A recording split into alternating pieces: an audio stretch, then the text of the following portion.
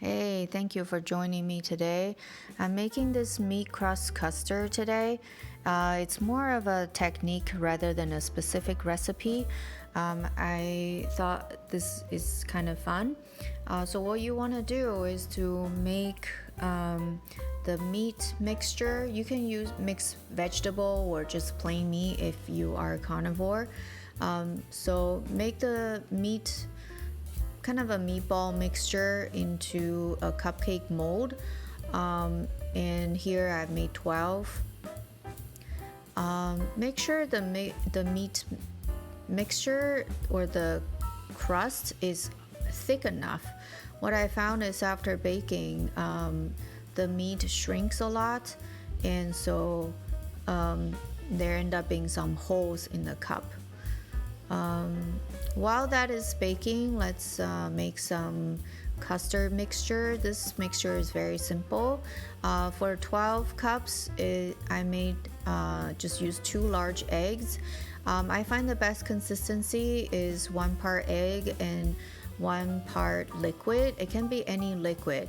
I decided to go with 50 grams of heavy cream and about 50 grams of chicken broth. You can use even just water if you want. Personally, I like chicken broth. I think it goes very nicely with eggs.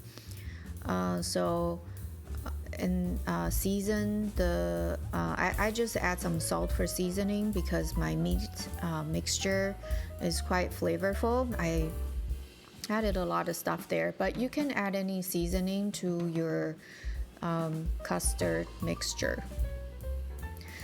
Make sure it's smooth, and then we pour it into the meat cups. As you can see, my meat cups here have shrunken quite a bit, so again, make your crust or the meat cup thick enough so that it can hold the egg mixture well.